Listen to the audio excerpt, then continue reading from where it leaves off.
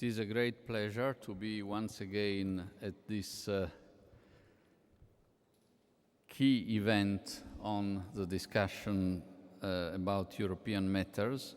I'm very grateful for this honor to the European University Institute and to the city of Florence. These 3 days are characterized by a high participation not only of people from academia or political circles, but also by those key actors of European integration, the citizens. And I would like in particular to mention that on Saturday there will be a citizen event on the United States of Europe, so a slightly forward-looking event. Since we met here last year, many things happened on the European landscape, but I believe we should not forget something that happened up north in Europe. In December last year in Oslo, the Nobel Prize for Peace to the European Union. That was much unexpected for many years, and then when granted, something that everybody found it obvious that it should have been granted to the European Union. And I think this is worth not forgetting. The European Union is achieving things that are not recognized as they occur, but once one looks at them retrospectively and in a cumulative manner, then there is a lot to be said, not all on the negative and very much on the positive. I would like to offer my few remarks very much on the topic which is the first topic of this conference, namely institutions and democracy in the European construction. I think that the very time at which the European Union has been granted the Nobel Prize for Peace has also been the time where the tensions between technocracy, democracy, populism have reached new highs. And I think I had the privilege of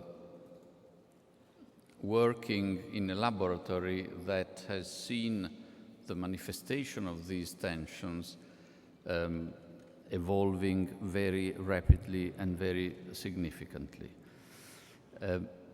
We can say, no doubt, that the economic and financial crisis and then the social and the political crisis in many countries of Europe has brought about more policy integration, particularly more economic and financial policy integration.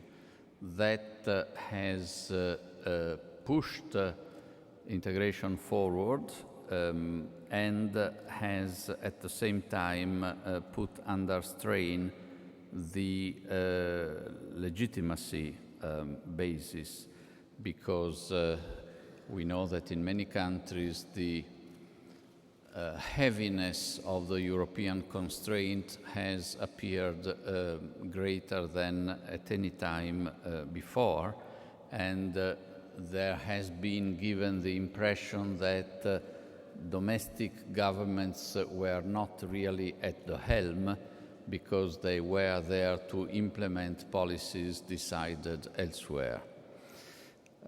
Using the case of Italy, I would like to offer a few reflections on the different degrees to which this may happen, and also on the huge responsibility that people in national governments have in either improving or worsening the image of the European Union in the eyes of their citizens, depending on the way in which they live through the policy constraints of the European Union.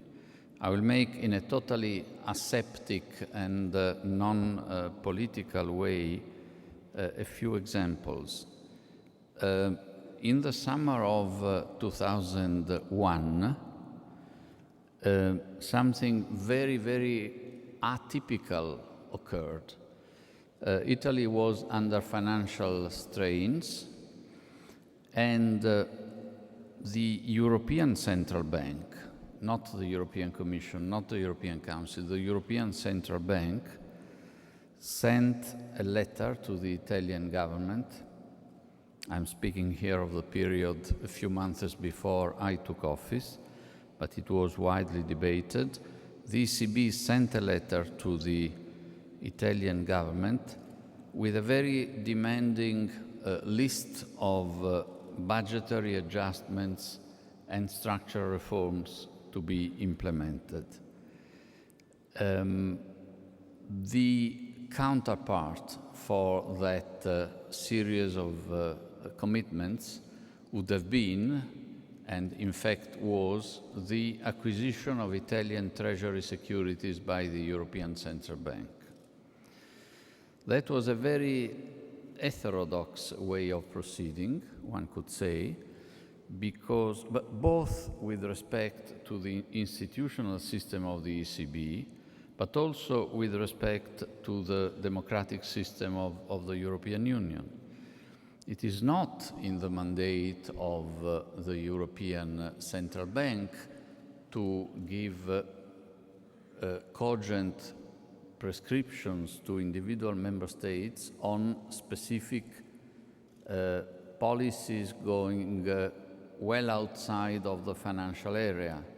For example, will you please introduce a certain change in the labor market, and in order to do it quickly, will you please do it by decree law, not just by bill to go to Parliament?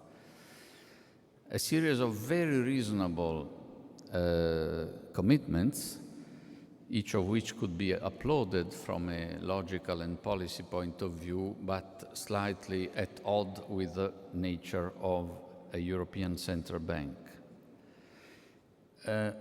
But even more paradoxical is the fact that those in government in Italy, without blinking, accepted those commitments. Immediately afterward, starting to complain that Europe had forced Italy to do this and that. It was not Europe, it was the ECB. It was not forced. It was an ante litteram atypical contractual arrangement of the kind that is now being discussed. The question that nobody really asked in the subsequent debate on Italian economic policy was, but why did you accept? A very simple question. Now, the answer probably would have been, we accepted because we had huge difficulties to cope with the tensions in the financial markets, and we needed somebody to buy our securities unsold to the market. But the central bank said, okay, I will buy your securities, but only at the condition that you go on a path of right policies.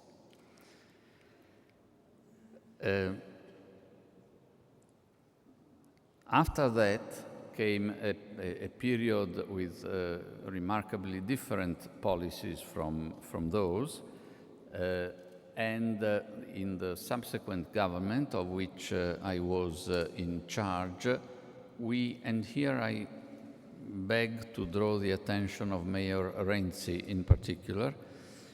He and I very, very often agree on things, but I want to politely draw to his attention that he recently said something that is not correct, and that concerns the policies that my government pursued.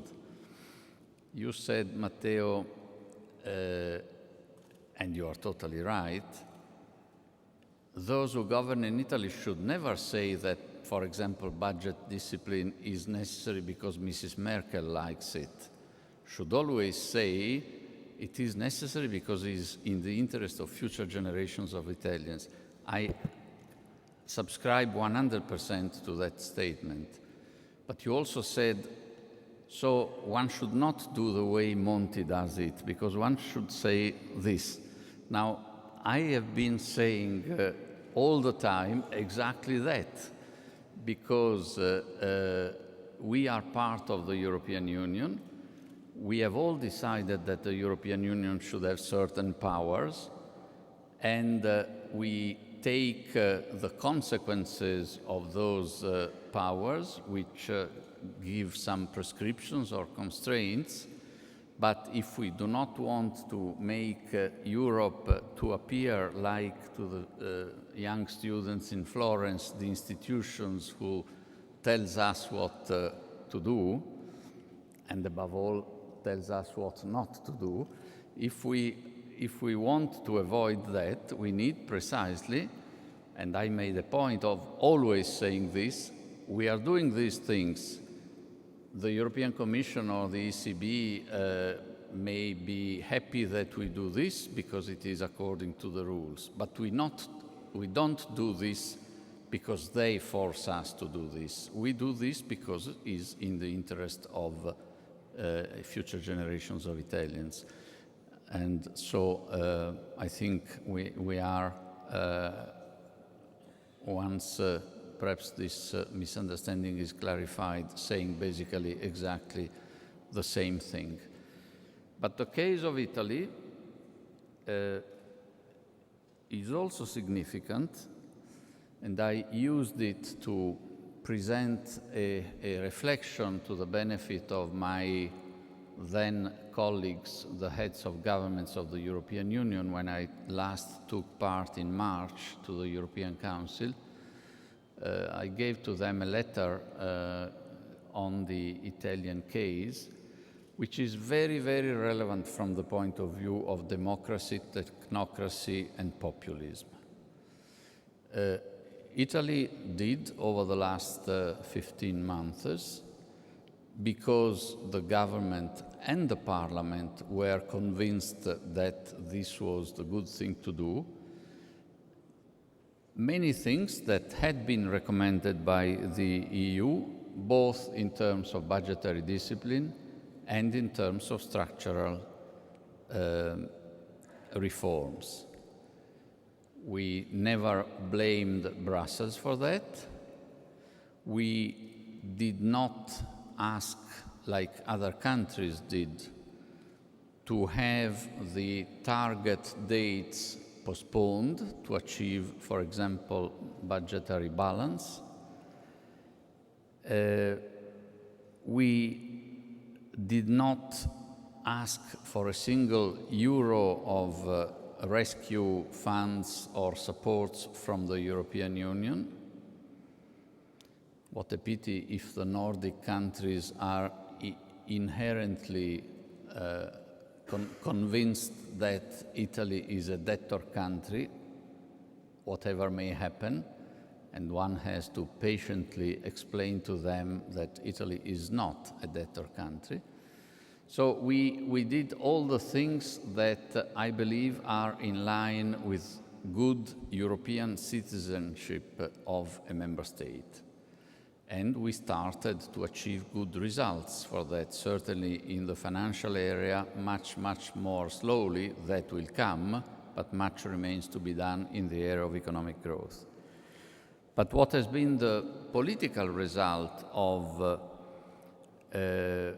conducting this policy when many other forces in the country did not play the game of respecting the commonly decided European rules?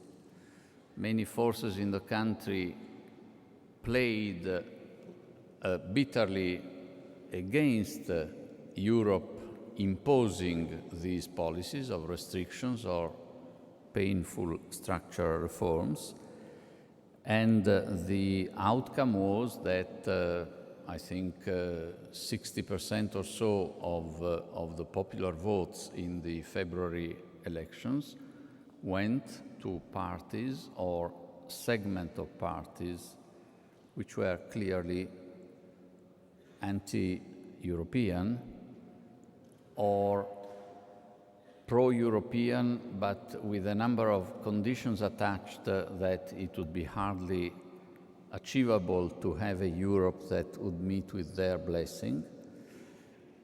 Particular hostility and anger vis-à-vis the European Central Bank, vis-à-vis Germany, and also vis-à-vis specific individual political figure of the key European countries.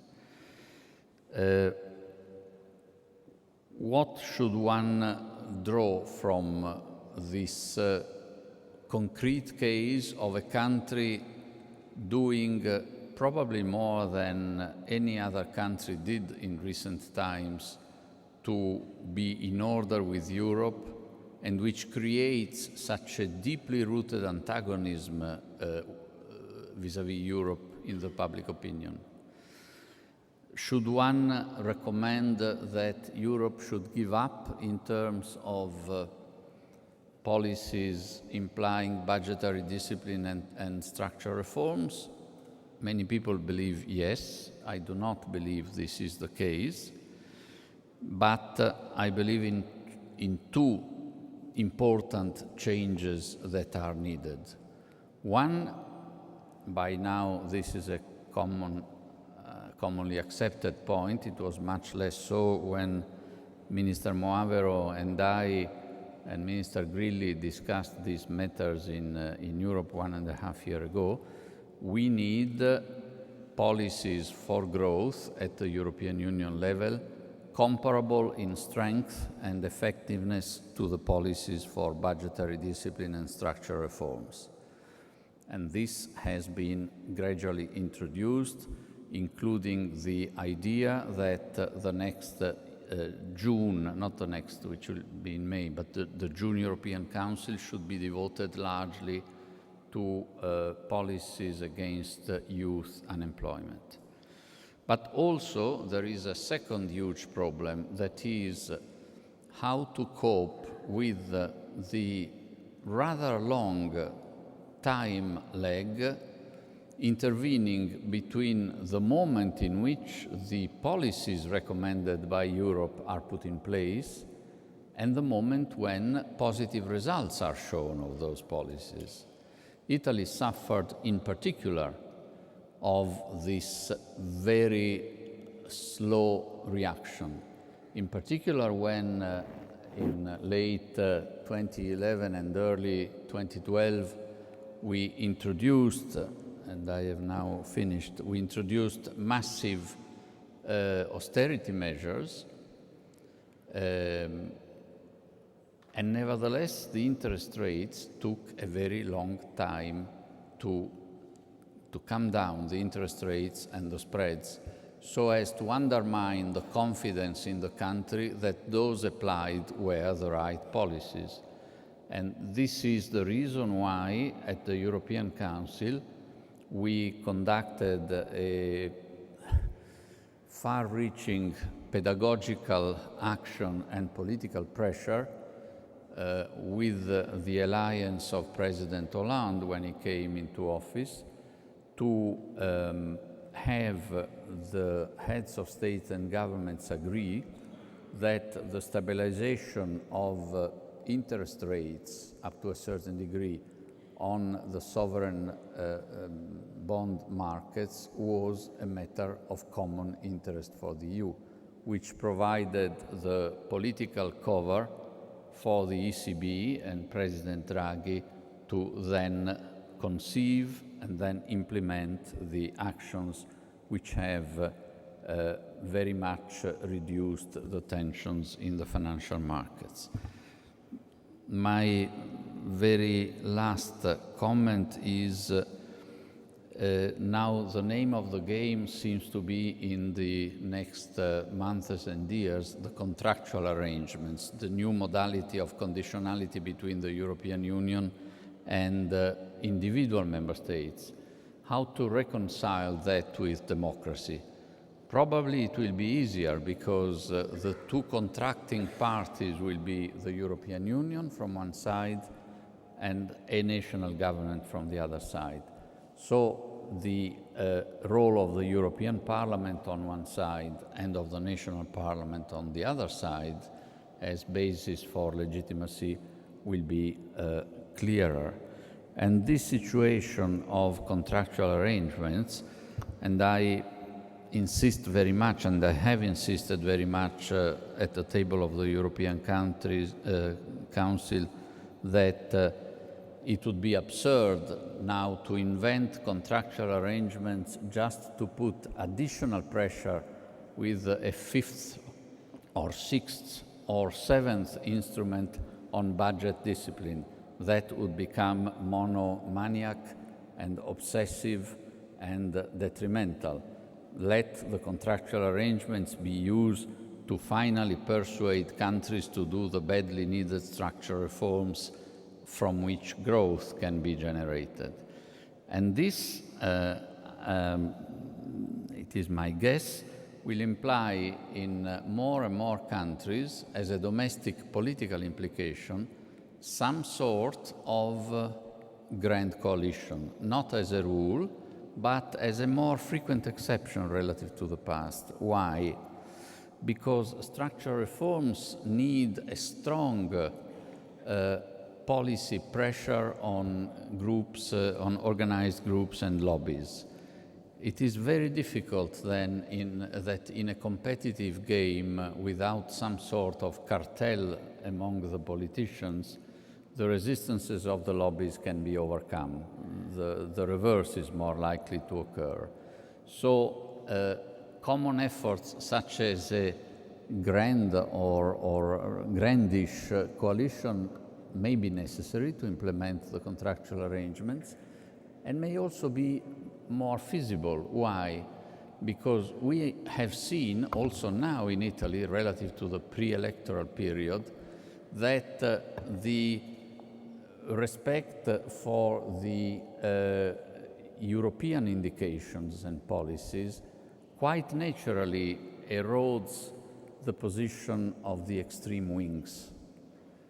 They may form coalitions to go to the elections, but then they tend to call themselves out of the implementation of a political game that is intellectually too costly for them because they are too much removed from the mainstream of European policies. So the interplay between institutions and democracy, between technocracy and democracy is, I believe, only at the beginning in this very exciting journey that is the European construction. May I just refer as a sort of an ad that Sylvie Goulart and I wrote recently a book on democracy in Europe. I see that these topics will become hopefully and finally more at the center of attention than slight, very important but very minute financial technicalities that heads of governments probably do not understand, and I believe it is better that they continue not to understand. Thank you very much for your attention.